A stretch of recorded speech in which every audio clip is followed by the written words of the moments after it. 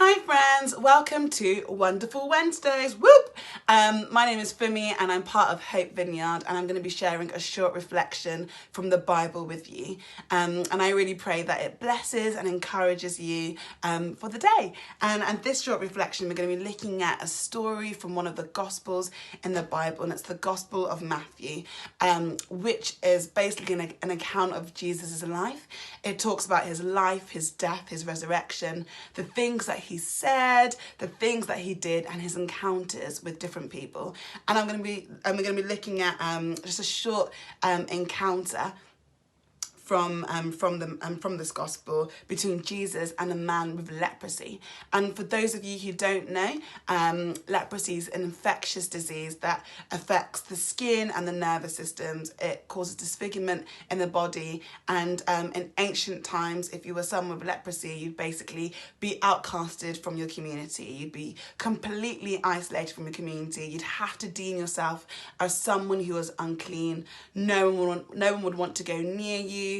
There must have been a lot of emotional pain and shame and loneliness that it would have brought. So that's just a bit of context of leprosy and the impact it'd have on a person in those times.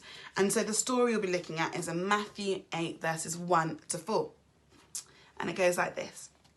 When he came down from the mountain, great crowds followed him, and behold, a leper came to him and knelt before him, saying, Lord, if you will, you can make me clean.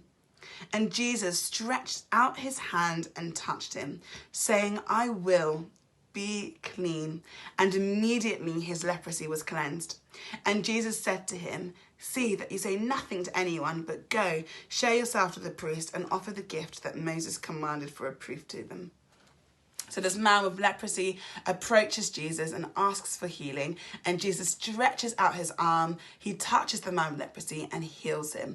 And two things that really stand out for me in this encounter is that, one, Jesus is more powerful than any contagious disease or infection. And two, Jesus brings community to this guy who's experienced isolation and loneliness. So one, if a normal human being touched someone with leprosy, they would be infected by the disease because it was so contagious. Yet Jesus is completely unaffected by it and brings healing to the person instead. So it shows that he is more powerful than any infectious disease. And I think it speaks a lot into the current pandemic that we're in, is that Jesus is more powerful than any coronavirus or infectious disease that is in this world. And two, what else I love about this encounter is that Jesus could have healed him from a distance.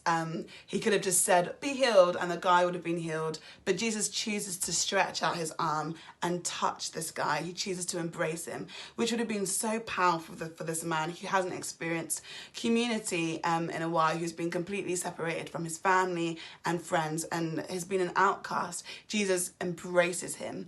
And so for anyone who's feeling isolated or lonely, Jesus embraces you. He loves you and wants to bring community to you right now.